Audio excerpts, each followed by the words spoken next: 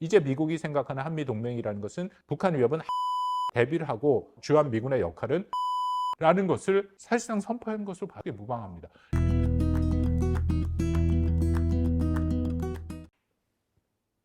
안녕하십니까 여러분. 박원곤의 북한과 세계를 시청해 주셔서 감사드립니다. 오늘은 다시 한번 미국의 국방 정책에 대해서 설명을 드릴까 싶습니다. 박원곤의 북한과 세계인데 최근에는 북한 얘기보다는 미국 얘기를 많이 하게 됩니다. 어쩔 수 없이 트럼프 행정부 들어서서 지금 굉장히 빠르게 바뀌고 있는 여러 가지 안보 환경들, 이것은 한반도 문제에 굉장히 큰 영향을 줄 수밖에 없고, 이것이 또한 북한의 문제와 직접 연계가 돼 있어서 우리 한국의 입장에서는 미국의 정책 변화, 특히 안보 정책 변화에 대해서는 우리가 면밀히 추적해야 할 필요가 있다라고 생각이 됩니다. 그렇기 때문에 계속해서 중요한 사안이 나올 때마다 이 문제를 한번 분석해 보도록 하겠습니다. 지난달이죠. 3월 29일 워싱턴 포스트에서 잠정 국방 전략 지침, 영어로 Interim National Defense Strategic Guidance라는 것이 있다라고 보도가 나왔습니다. 총 9페이지로 구성이 된 것인데요. 물론 자체 문서를 보여준 것은 아닌데 이 문서 자체는 비밀이죠. 근데 워싱턴 포스트에서 주요 내용을 입수해서 보도를 했습니다. 여기에 대해서는 상당한 의미가 있습니다. 왜냐하면 미국의 국방 전략서는 지금 한참 검토 중이고 아마도 공식적으로 나오는 데는 좀 시간이 걸릴 겁니다. 그렇기 때문에 일종의 잠정 국방 전략 지침이 나온 것이죠. 미국의 국방 전략이라는 것은 미국뿐만 아니라 다른 나라도 마찬가지입니다만 어느 한순간 멈출 수가 없기 때문에 계속해서 전략 지침은 이어져야 되는 것이고, 특히 행정부가 바뀐 상황에서 트럼프 행정부가 방점을 두고 있는 전략에 대해서는 분명하게 지침이 나올 필요가 있다. 정식의 NDS라고 불리죠. National Defense Strategy, 미국 국방 전략이 나오기 전까지 이 지침이 핵심적인 지침의 역할을 할 것이라고 생각이 됩니다. 그래서 이 내용을 갖고 오늘은 좀 말씀을 나누려고 합니다. 워싱턴 포스트 기사의 제목이 이렇게 되어 있습니다. 중국과 본토 방어에 대한 펜타곤 비밀 메모, 헤리티지 재단의 손길이 묻어 있다. 이게 무슨 말이냐면 헤리티지 재단이 프로젝트 2025라는 것을 발표했죠. 상당히 논란을 갖고 온 건데, 중요한 것은 이것이 트럼프 행정부에서 지금 말씀드린 이 잠정 국방 전략 지침의 상당 부분 반영이 됐다 얘기입니다. 그것을 포함해서 국방 전략 지침에 대해서 말씀을 드리도록 하겠습니다. 아마 이 지침은 엘브리지 콜비 정책 차관이 주도해서 작성했을 가능성이 매우 높습니다. 관련돼서는 제가 3월 달에 유튜브로 하나 찍었습니다. 박원건 북한의 세계에 있으니까 내용을 좀 참고하시면 좋을 것 같습니다. 왜냐하면 콜비가 정책 차관의 청문회에서 나와서 한 얘기들이 굉장히 중요합니다. 콜비라는 인물 자체도 중요하지만 정책 차관이라는 직위 자체가 미국의 국방 전략을 만드는 주요 임무를 갖고 있고요. 여기에는 동맹 전략도 당연히 포함되어 있고 미국이 생각하는 이 위협 평가도 여기에 들어가 있습니다. 이런 전반적인 측면에서 콜비가 지난 3월 달에 했던 얘기들, 그거 외에도 콜비가 썼던 책들이라든지 이것을 종합해서 보면 그 내용들이 이번에 잠정 국방 전략 지침에 거의 다 반영돼 있다. 그렇다면 콜비가 주도해서 작성하고 있다는 것은 분명해 보입니다. 본인도 지난 청문회에서 얘기했습니다. 2018년에 미국 국방 전략서 작성을 본인이 이끌었다. 그 당시에 콜비는 국방부 전략 및 전력 개발 담당 부차관보였죠. 지금은 정책 차관의 입장에서는 훨씬 더 중요한 위치에서 더 주도적으로 했을 가능성이 높다라고 판단이 되고요. 2021년 콜비의 저서 제목이 거부 전략, 강대국 분쟁 시대의 미국의 국방, 영어로 The Strategy of Denial입니다. 여기에서 했던 주장도 여전히 같이 반영되고 있다라고 생각이 됩니다. 핵심 내용은 아주 좁혀서 말씀을 드리면 두 가지입니다. 워싱턴 포스트에서 발표한 잠정 국방 전략서를 말씀을 드리는데요. 첫 번째는 중국이 최대 위협이다라고 얘기를 합니다. 그러면서 뭐라고 얘기를 하냐면요. 국방장관 피트 헤그세스는 미국의 우선순위를 중국의 대만 침공 억제와 본토 강화에 맞추도록 재조정을 했다. 미국이 생각하는 가장 큰 위협, 어떻게 보면 유일한 위협이라고까지 표현을 하고 있는 것은 중국입니다. 중국에 초점을 맞추고 있다. 두 번째는 미국 동맹국은 자국 방위에 책임을 져라라는 겁니다. 이 의미는 미국이 중국을 견제하기 위해서는 동맹국에 대한 방어를 예전같이 해줄 수가 없기 때문에 각국은 자국의 방어를 책임져야 된다. 뭐라고 여기 적고 있냐면 유럽과 기타 지역에는 아시아, 한국도 포함되겠죠. 위험을 감수해라라고 얘기합니다. 그 위험을 감수한다라는 것은 거기에 분쟁이 나더라도 미국이 직접 개입하거나 그것을 지원하는 것을 상당 부분 줄이는 얘기를 합니다. 그렇게 줄여야 중국을 상대로 할 수 있는 자원과 역량을 확보할 수 있다는 것이죠. 바로 이 내용들이 말씀드린 헤리티지 재단의 프로젝트 2025와 겹친다라는 겁니다. 프로젝트 2025는 세 가지를 강조하고 있는데요. 대망 침공 억제, 본토 방어, 그리고 동맹국의 방위 분담 확대입니다. 이것이 헤리티지가 제안한 국방부의 핵심 3대 과제고 이번에 발표된 잠정 국방 전략 지침에도 똑같이 심지어는 표현까지 똑같이 적혔다라고 워싱턴 포스트가 보도를 했습니다. 그만큼 프로젝트 2025의 영향력이 명확해 보였다라는 것이죠. 그럼 하나씩 좀 설명을 드리겠습니다. 중국 위협이 가장 우선순위다라는데요. 이것은 새로운 것은 아닙니다. 중국 위협을 미국이 가장 중요시하게 된지는 좀 되고요. 아까 말씀드린 콜비의 저서의 제목 자체가 거부 전략이지 않습니까? 이 거부의 대상이 바로 중국이죠. 분명하게 얘기를 합니다만 콜비드 저서에서 미국은 중국이 아시아에서 패권을 확립하는 것을 디나이어해야 된다라고 얘기를 하고 있습니다. 지배적인 위치를 중국이 갖지 못하도록 하는 것이 가장 중요하다라는 것이죠. 이전에 미국에서 나온 국방 전략에서도 중국을 가장 중요한 도전 과제로 선정하고 있는 것이 확인이 됩니다. 예를 들어서 2018년에 나온 혹은 또 2022년에 나온 국방 전략서에서는 모두 다 중화인민공화국이 가장 중대한 도전 과제를 제기하는 국가다라고 명시하고 있습니다. 그런데 이번에 나온 잠정 국방 전략과는 차이가 있습니다. 뭐가 차이가 났냐면 훨씬 더 미국의 입장에서는 다급하고 중요하게 중국과의 무력 분쟁을 상정하고 있고 이에 대한 군사적 대비를 강조하고 있다는 것이죠. 이전과는 톤과 중요도와 또 말씀드린 유일성이라는 것을 계속 얘기하는 면이 차이로 읽힌다라고 판단이 됩니다. 여기 워싱턴 포스트의 보도 내용도 그렇게 되어 있습니다. 트럼프 1기 행정부와 바이든 행정부도 중국을 미국의 가장 큰 위협으로 규정했다. 그렇지만 이번에 나온 지침은 대만 침공 시나리오를 유일하고 최우선적인 사안으로 간주하며 미군 전체를 인도태평양 지역으로 재조정하고 있다라고 밝히고 있습니다. 그러면서 여기서 나오는 핵심 개념이 있는데 뭐가 나오냐면 영어로 Pacing Threat and Scenario라는 게 나옵니다. Pacing Threat이라고 얘기하면 기준 위협 혹은 기준이 되는 위협이라는 뜻입니다. 미국 국방부가 군사 전략 혹은 병력 구성, 무기 개발, 예산 배분 등을 짤 때 기준으로 삼는 가장 중요한 위협을 얘기하는 것이죠. 쉽게 말하면 우리가 가장 두려워하고 대비해야 할 대상이 무엇인가라는 것을 규정한 겁니다. 이게 왜 중요한가? 이 기준에 따라 미군의 전체 방향이 그려지기 때문입니다. 어떤 나라나 세력이 Pacing Threat, 기준 위협이 돼버리면 거기에 맞춰서 미국의 모든 군사력, 구조, 전략, 훈련들이 다 변한다는 거죠. 그렇다면 말씀드린 것처럼 여기서 Pacing Threat이 중국이라고 얘기하면 중국에 맞춰서 미국의 모든 군사 전략이 변한다라는 겁니다. 또 하나, Pacing Scenario, 기준 시나리오라는 것인데요. 이게 무슨 뜻이냐면 말씀드린 기준 위협, Pacing Threat이 일으킬 수 있는 가장 우려되는 실제 전쟁 또는 충돌 상황을 가정한 시나리오입니다. 이렇게 되면 미 국방부는 이 상황을 기준으로 해서 전쟁 준비를 하는 형태로 간다라는 겁니다.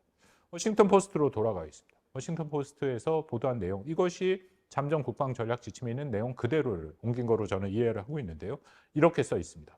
중국은 미 국방부의 유일한 기준 위협, Pacing Threat이고 대만이 기정사실화 점령을 부정하고 미국 본토를 동시에 방어하는 것이 미 국방부의 유일한 Pacing 시나리오라고 얘기를 합니다. 그렇기 때문에 군 구조 자원 계획 개념에서도 중국과의 전쟁만을 가정한 계획을 수립한다. 영어로 conflict only with Beijing이라고 되어 있습니다. 다시 한번 풀어서 말씀을 드리면 기준 위협은 중국이고 거기에 따라서 모든 미국의 전략과 군사 전략 방침들이 다 맞춰지고 시나리오도 중국과의 전쟁을 상정하되 대만 해협 위기에 대한 것을 가장 우선적으로 상정해서 어떻게 보면 그것이 유일한 것이고요.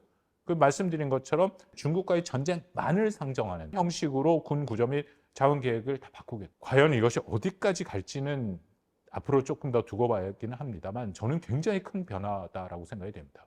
왜냐하면 기존에 미국이 갖고 있던 군사 전략이라는 것은 중국 한 군데서만 얘기를 한 것이 아니었죠. 굉장히 오랫동안 동시 승리 전략이라는 게 있었습니다. 그것은 중동 지역과 아시아, 사실 그때 한반도를 얘기했거든요. 양쪽이 가장 전쟁 발생 가능성이 높은 지역이기 때문에 이 지역을 동시에 대비하겠다라는 얘기가 있었고 또 거기에 지역별 사령부를 만들어 놓고 전쟁에서도 대비를 하겠다. 물론 우선순위의 또 그 강도의 차이는 있지만 어쨌든 전 세계를 경영하는 입장에서 군사태세를 유지, 발전시키고 하겠다라는 것이 미국의 입장이라면 이제는 그런 것들이 다 빠지고 중국 위협만을 대비하는 어떻게 보면 유일한 전쟁 대비가 되겠다라고 선포한 것이기 때문에 이건 굉장히 큰 의미가 있다라고 생각됩니다. 또 하나는 콜비 청문회 때 나온 얘기인데 일종의 연도도 상정을 해놨습니다. 2027년인데요. 2027년이면 중국이 무력을 사용해서 대만을 신속하게 점령할 수 있는 능력을 확보하게 된다라고 얘기를 합니다. 역으로 생각할 때 그렇다면 2027년까지를 목표로 미국도 거기에 대한 확실한 대비 태세를 마련해야 된다는 얘기가 되고 있고요. 2025년이지 않습니까? 시간이 그렇게 많지 않다. 이거는 굉장히 큰 함의가 있습니다. 이렇게 빠르게 대비 태세를 전환하고 바꿔간다는 것은 나중에 말씀드릴 한미 동맹의 성격 변화도 바로 연결된다. 이전에 한미 동맹 같은 경우에는 북한 위협에 대비가 됐다면 이제 미국이 생각하는 한미 동맹이라는 것은 북한 위협은 한국이 주된 책임을 갖고 대비를 하고 주한미군을 비롯해서 주한미군의 역할은 중국 대비로 가겠다라는 것을 사실상 선포한 것으로 봐도 저는 크게 무방합니다. 공식적으로 나오지 않았을 뿐이지 이런 내용들로 가고 있다는 것은 다시 한번 확인이 됩니다. 물론 조심스러운 면이 있습니다. 무슨 말씀이냐면 정말로 미국이 대만 방어를 위해서 군사력을 사용할 것이냐에 대해서는 적지 않은 의문이 듭니다. 왜냐하면 트럼프가 뭐 대선 때도 그랬고 대통령 취임한 이후에도 대만 방어에 대한 질문을 받으면 한 번도 군사적으로 대만을 방어하겠다는 얘기를 하지 않았습니다. 이건 바이든과 굉장히 차이가 있거든요. 그런 질문에 대해서 뭐라고 얘기를 하냐면 자기는 중국에 200%의 관세를 부과해서 대응을 하겠다. 군사적을 얘기를 하진 않습니다. 그래서 정말로 대만 해협의 위기가 발생했을 때 그런 일이 발생할 수 있을 것이다.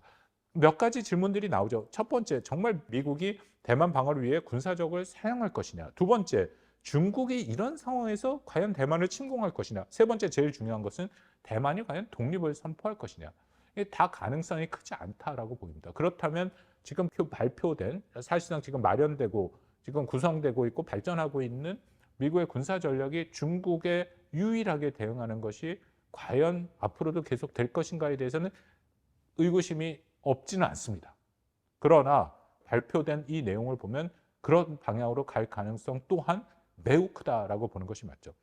이거와는 별개로 동맹국의 역할에 대해서는 미국이 트럼프 행정부가 분명한 입장을 갖고 있다고 생각이 됩니다.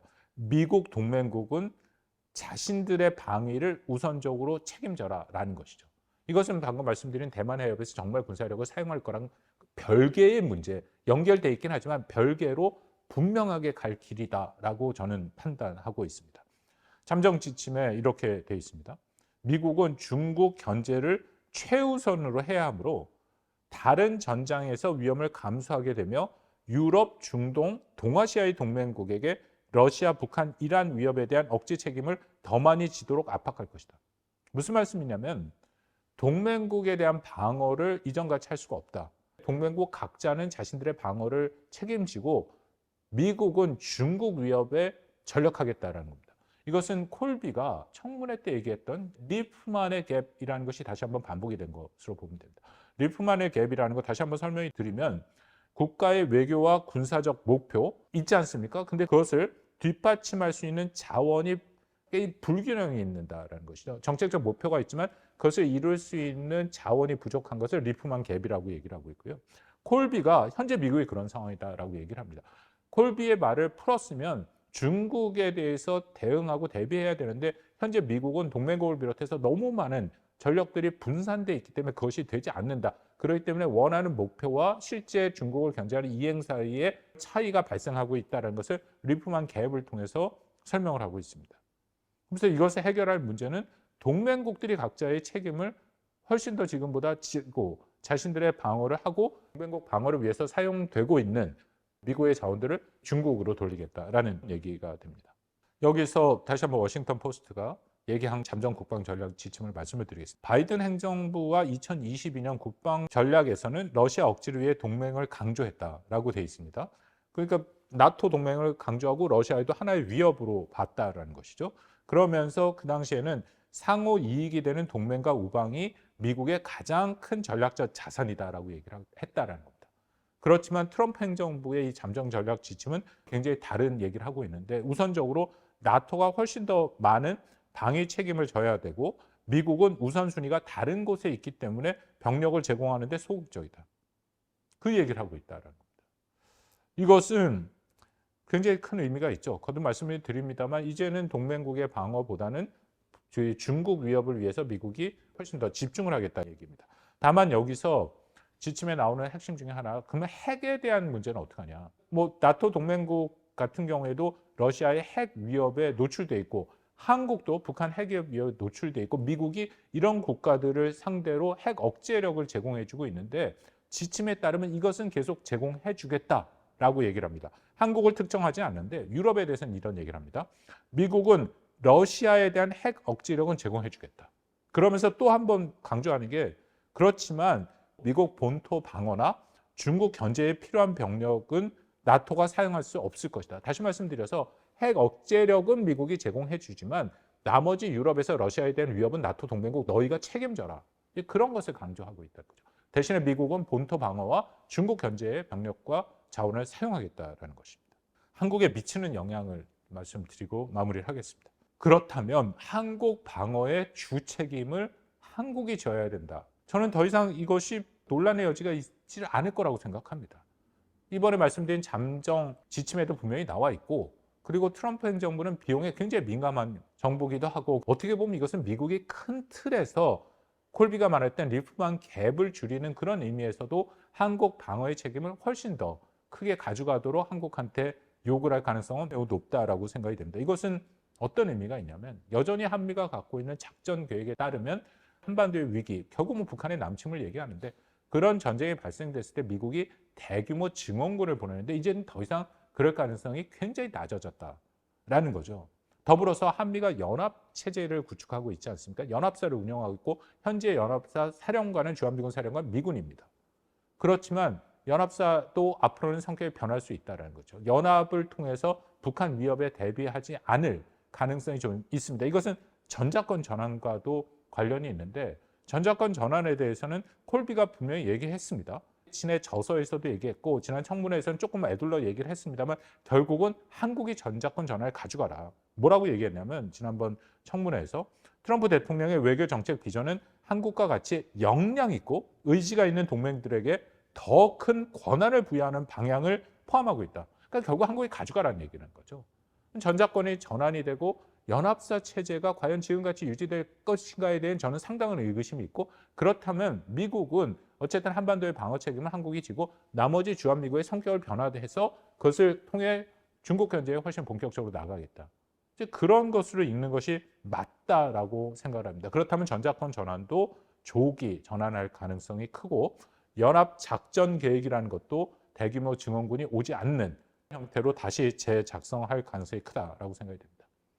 다만 그러면 우리가 제일 관심을 갖고 있는 확장 억제는 어떻게 되냐. 미국이 한국한테 제공해주는 확장 억제마저 트럼프 행정부가 건드릴 것이냐. 현재로서 잠정 국방 전략 지침만 놓고 보면 확장 억제는 제공해 줄 가능성이 큽니다. 아까 말씀드린 것처럼 유럽에 대해서도 러시아 핵에 대해서는 미국의 억제력을 제공해 주겠다라고 얘기를 했죠. 그렇다면 당연히 한국을 비롯해서 북한의 위협에 노출된 국가에 대한 핵 억제력은 여전히 제공해 줄 가능성이 크다라고 생각이 되고 그것은 기존의 한미가 있는 확장 억제 측면에서의 진행은 될 수 있다.